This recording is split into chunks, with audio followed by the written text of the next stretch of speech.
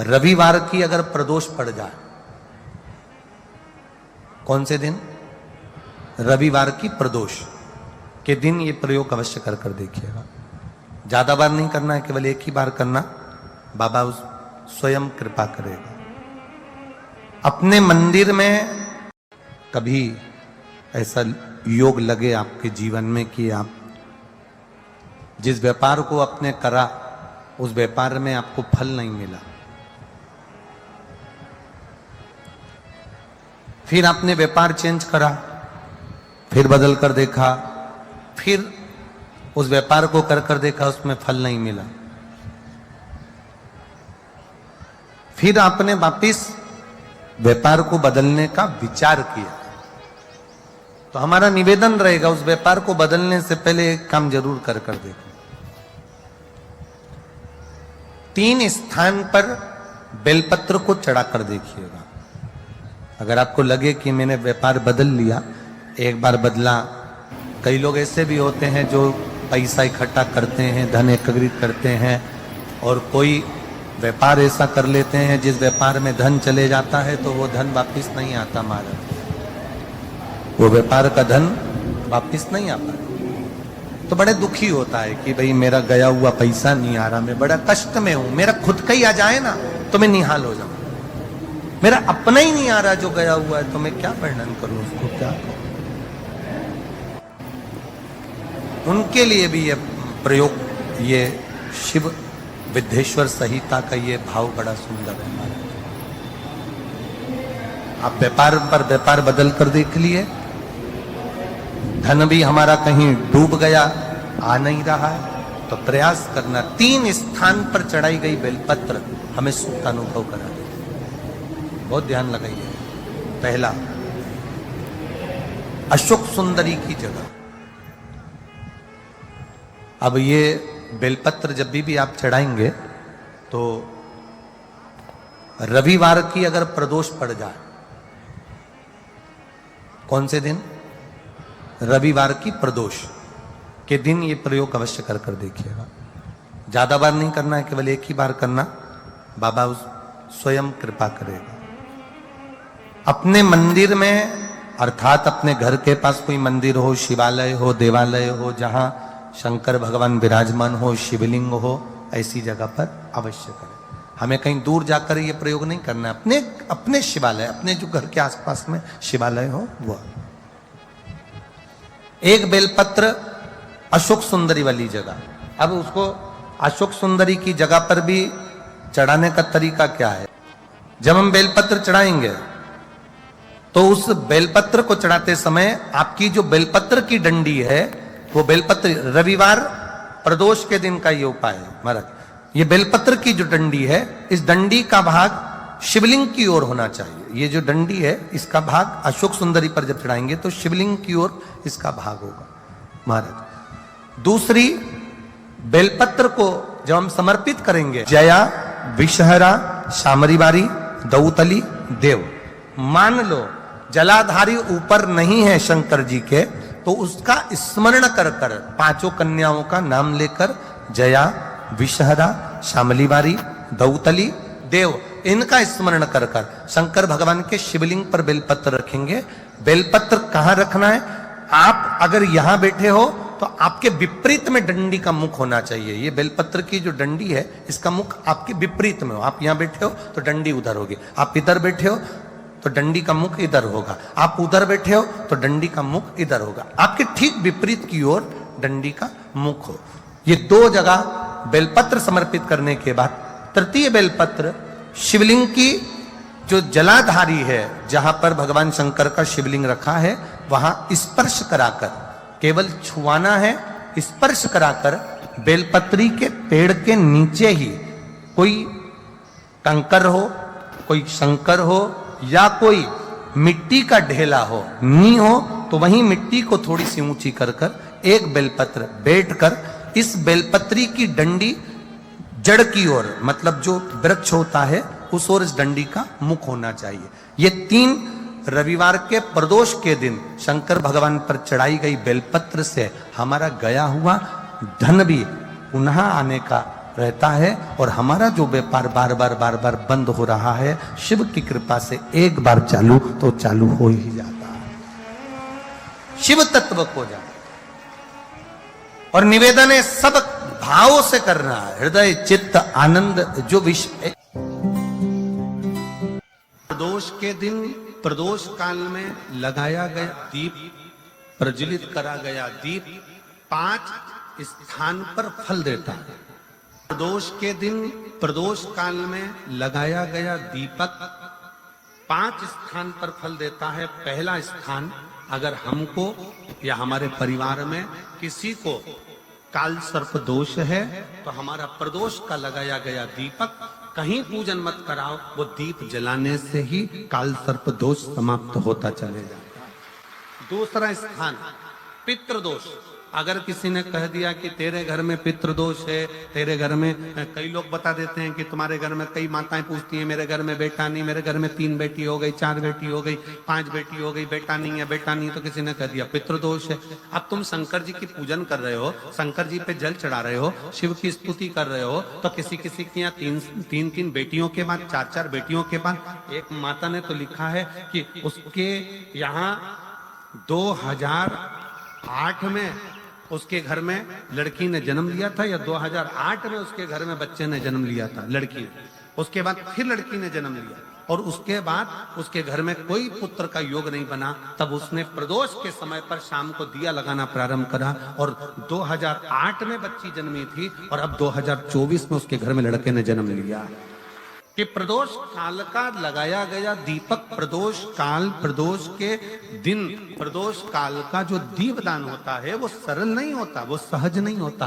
5 स्थान की पूर्ति करता है। पहला स्थान किस चीज के लिए? काल सर्प दोष के लिए। दूसरा पितृदोष।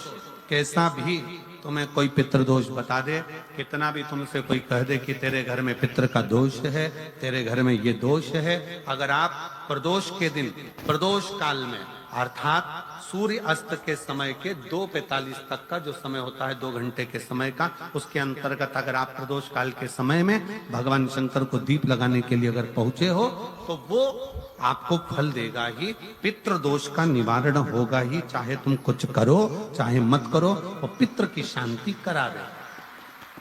दूसरे नंबर पर है पितृदोष। तीसरे नंबर पर है वास्तु दोष। हमारे घर का, अब एक बहुत सावधानी से श्रवण करने वाला विषय है, वंश की वृद्धि नहीं है। 30 वर्ष शादी के हो गए, 40 वर्ष शादी के हो गए और औलाद है ही नहीं। डॉक्टर ने भी हाथ ऊंचे कर दिए,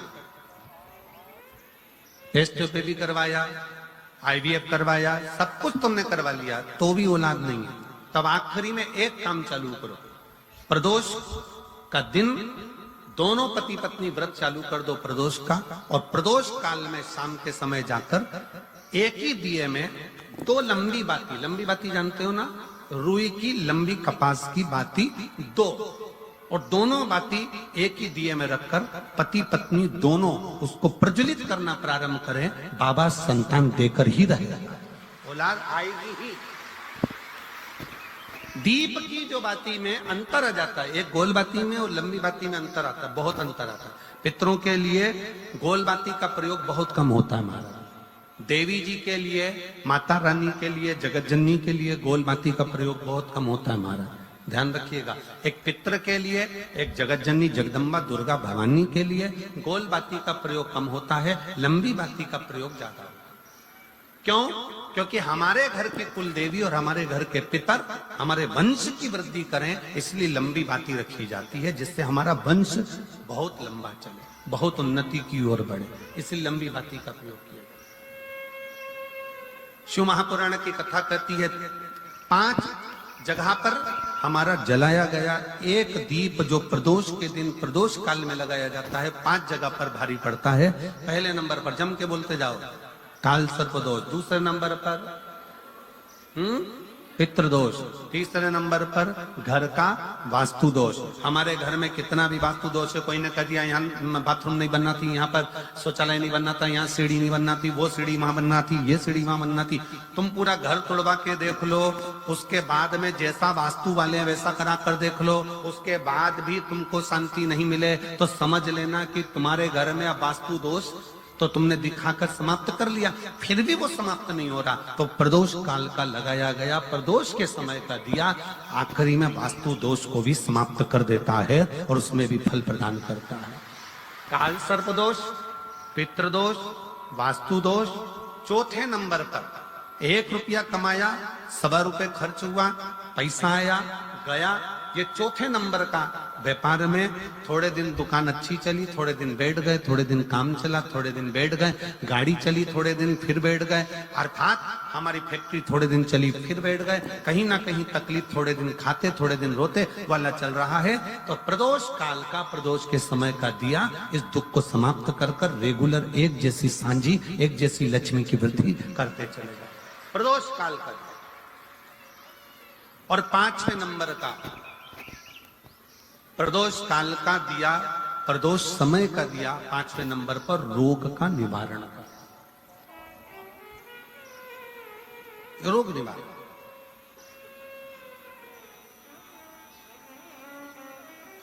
ये 5 स्थान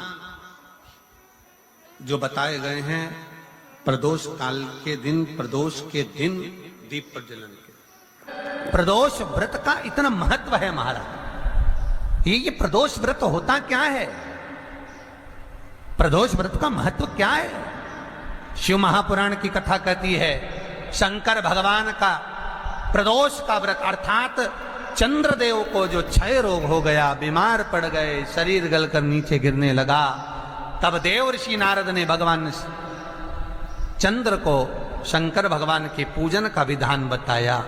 और पूजन करते करते त्रयोदशी तिथि आ गई, जिस त्रयोदशी के दिन चंद्रदेव ने सुबह से शाम तक कुछ नहीं खाया। शाम के समय सूर्य अस्त के पहले चंद्रदेव ने स्नान किया, श्वेत वस्त्र धारण करे, और श्वेत वस्त्र धारण कर कर चंद्रदेव शंकर के शिवलिंग की पूजन करने बैठ गए। शंकर भगवान के शिवलिंग की पूजन जब चंद्रदेव ने करी, हाथ में अक्षत लेकर चंद्रदेव ने शंकर को समर्पित करे, ओम उमापति नमः कहकर जब चंद्रदेव ने शिव को समर्पित करे, भगवान शंकर त्रयोदशी के दिन प्रदोष समय में, प्रदोष काल में प्रकट हो गए और प्रकट होकर बोले, ऐ चंद्र, तुमने आज मेरा अनुरोधन किया है, आज मेरा स्मरण किया है, जाओ आज त्रयोदशी के दिन प्रदोष काल में मैं तुम्हारे शरीर को स्वस्थ करता हूं। तब से ये प्रदोष व्रत प्रारंभ हुआ है महाराज। किसने करा है प्रदोष व्रत? भगवान विष्णु ने करा था। जब घोड़े का मुंह लगा, हयग्रीव अवतार, लक्ष्मी जी हंस दी थी तो घोड़े का मुंह भगवान विष्णु का लगा, तब भगवान विष्णु ने प्रदोष व्रत करा था। भगवान विष्णु प्रदोष व्रत 11, 26 अवश्य करना चाहिए, या तो 11 करो या 26 करो, करना चाहिए। प्रदोष कोई साधारण सा व्रत नहीं है, प्रदोष कोई निम्नता व्रत नहीं है, सहजता का। एक एक प्रदोष का महत्व शास्त्र वर्णन करता, शिव महापुराण कहती है एक एक प्रदोष का महत्व, एक एक प्रदोष। सोमवार की अगर प्रदोष पड़ती है, बहुत ध्यान से सुनना महाराज, सोमवार की प्रदोष पड़ती है तो शंकर भगवान कैलाश पर निवास करते हैं। मंगलवार की प्रदोष पड़ती है तो शिव काशी में निवास करते हैं। बुधवार की प्रदोष पड़ती है तो शिव रजत भवन में निवास करते हैं। गुरुवार की प्रदोष पड़ती है तो शिव गंगा के स्थल पर निवास करते हैं। शुक्रवार की अगर प्रदोष पड़ती है तो शिव नीलकंठ पर विराजमान होते हैं। शनिवार की अगर प्रदोष पड़ती है तो शिव शमी के वृक्ष के नीचे रहते हैं। और रविवार की जब प्रदोष पड़ती है तो शिव बेलपत्र के पेड़ के नीचे निवास करते हैं। महाराज ये एकादशी शंकर से कह रही है कि आपका स्थान ये नहीं कि आप कैलाश पर मिले, उस बार को उस तिथि के दिन उस अनुकूल।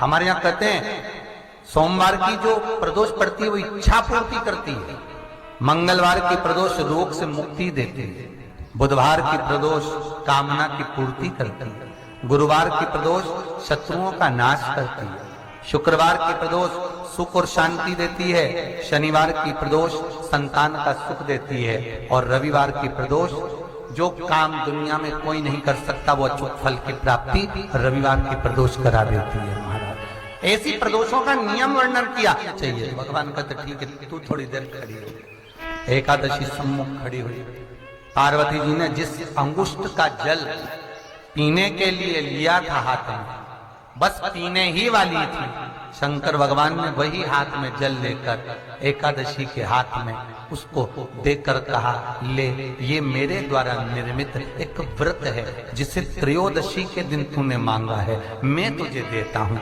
आज इस व्रत का फल मैं तुझे प्रदान करता हूँ। अब तू जिस जीवात्मा को लेकर जाएगी उसका पाप प्रबल नहीं होगा। किसी स्त्री पुरुष बालक बुजुर्ग जो भी होगा जिसने प्रदोष का व्रत करा होगा वो जीवात्मा को तू किसी फल की कामना से नहीं स्वतः ही लेकर चली जाए, उसमें कोई कामना नहीं है। बन सके जीवन में 11 प्रदोष या 26 प्रदोष करने के बाद आप उसका उद्यापन कर कर विराम भी दे सकते, पर जीवन में एक बार प्रदोष का व्रत मौका मिले, जिस कामना से जिस दिन का भाव आपके मन में आए कि मुझे रोग से मुक्ति पाना है तो ये प्रदोष मुझे करना है, मैं रोग मुक्ति के लिए हम मंगल जो भी आपके मन में आ रहा है, संतान प्राप्ति के लिए शनिचरी प्रदोष आप उसका स्मरण करें। फिर लिखा शिव महापुराण में बड़ा सुंदर लिखा वेद व्यास जी ने, मान लो आप प्रदोष व्रत नहीं कर सकते, आप अगर व्रत नहीं कर सकते तो प्रदोष के दिन प्रदोष काल में शाम का समय सूर्यास्त का कुछ पल कुछ घड़ी के पहले से लेकर बाद तक का प्रदोष काल के अंतर्गत आप शंकर जी के मंदिर में जाकर 1 लोटा पानी 5 बेलपत्र भी अगर समर्पित करते हैं तो संपूर्ण प्रदोष का फल आपके भाग्य में प्रबल हो जाए।